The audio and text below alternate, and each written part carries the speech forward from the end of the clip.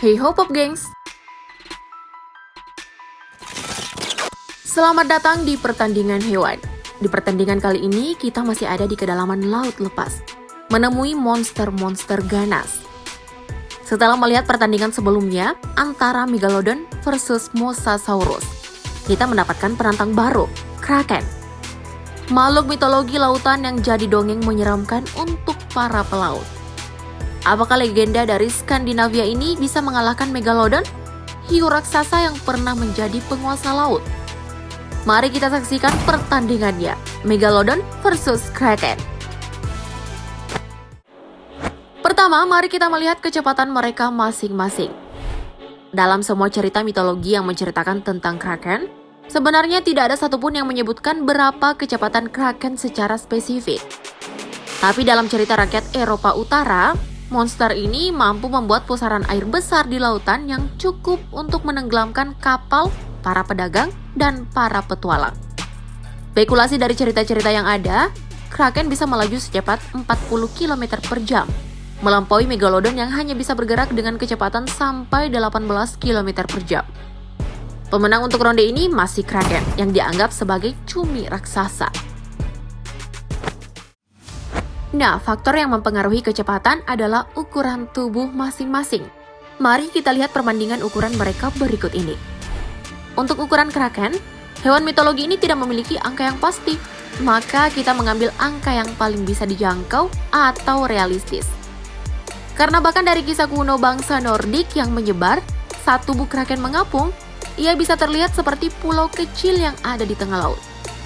Jika memakai perbandingan objek lain, maka begini ilustrasinya. Lapangan sepak bola sepanjang 105 meter, beda tipis dari Kraken yang mencapai 100 meter. Sedangkan Megalodon hanya secuilnya saja, yakni 16 meter. Bisa dilihat, Kraken jauh melampaui sang hiu raksasa. Penggambaran ukuran dari monster ini sudah sering dimuat dalam berbagai film dan video game seperti yang ada pada film Clash of Titans. Yang tentu saja di ronde ini, Krakenlah yang menang. Perbandingan selanjutnya adalah melihat tempat kediaman mereka masing-masing di bawah lautan. Seperti yang diketahui, tidak banyak penghuni laut dalam. Ini berkaitan dengan sistem adaptasi tubuh mereka. Tidak semua bisa tahan hidup di kedalaman yang paling jauh. Untuk saat ini, tempat paling dalam didiami di bawah laut sana hanya sampai 7.000 meter di bawah permukaan laut. Dumbo Octopuslah penghuninya. Sebelum terungkap bahwa ia hanyalah tahayul, Kraken pernah dikisahkan hidup di kedalaman 1.000 hingga 2.000 meter di bawah permukaan laut. Tapi lebih banyak yang percaya bahwa ia tinggal di bawah kerak bumi sekitar 30 hingga 50 km di bawah permukaan laut. Sosok inilah yang kemudian diangkat pihak DC dalam film Aquaman tahun 2018. Sementara Megalodon yang hingga hari ini juga secara spesifik tidak pernah ada yang menyebut angka pasti kedalaman tempatnya tinggal. Tapi dari berbagai spekulasi, Megalodon berada di titik terbawah lautan, yaitu dasar Palung Mariana sekitar 11.000 km di bawah permukaan laut. Hal ini juga pernah diangkat dalam film yang dibintangi Jason Statham, yaitu The Meg. Dari kedalaman laut bisa dipastikan, Kraken lebih unggul, bertahan hidup di bawah kerak bumi. Nah, sebelum melihat stimulasi pertarungan mereka, kita wajib menghitung kekuatan masing-masing. Sebagai pengingat kembali, untuk Kraken, kita tidak begitu bisa memastikan seberapa kuat mereka. Hanya prediksi dan spekulasi yang bermunculan. Sebagai dongeng pengantar tidur untuk para pelaut Skandinavia, Kraken memang sukses membuat mereka merinding.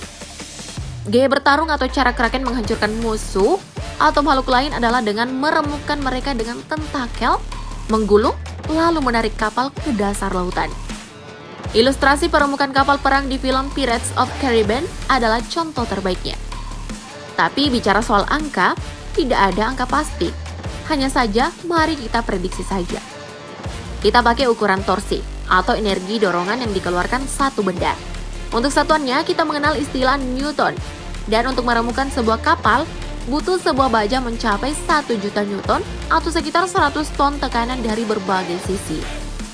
Sedangkan Megalodon, dalam perburuan mengandalkan sistem satu kali serang, lalu merebutkan musuh dengan mengandalkan rahang kuat, dilengkapi ratusan gigi tajam sepanjang 16 cm. Kekuatan giginya sendiri adalah 40.000 psi, di mana ini mengalahkan kekuatan gigitan paling top saat ini, 5.000 psi, yang dimiliki buaya Nil. Sedangkan manusia, kekuatan gigitannya hanya di bawah 160 psi. Jika menyamakan dengan kekuatan Kraken tadi, gigitan Megalodon sama dengan merasakan tekanan sekitar 11 ton. Yang berarti Kraken unggul dalam hal kekuatan. Well, sekarang mari kita saksikan ronde paling akhir. Dan paling kita tunggu-tunggu melihat mereka bertarung. Karena dikalahkan dalam hal fisik, kecepatan, dan kekuatan, Megalodon terpaksa melakukan teknik andalannya menyerang lebih dulu. Sayangnya ukuran memang segala-galanya. Serangan Megalodon tidak memberi efek apapun, seperti melempar kerikil kecil ke Candi Borobudur, berharap candinya runtuh. Hyukit akhirnya memilih lari dari lawan yang mustahil ini. Tapi semuanya sudah terlambat. Tentakel panjang Kraken menggapai dan meremukan tulang hiu raksasa ini. Kita menemui pemenangnya, penantang baru kita, Kraken. Sayangnya ini hanyalah mimpi buruk bagi Megalodon, karena Kraken memang hanyalah tahayul. Nah, setelah Megalodon bangun dari mimpi yang membuatnya trauma, mungkin ada baiknya kita adu saja beliau dengan makhluk yang bukan tahayul. Gimana? Ada usulan? Silahkan tulis di kolom komentar.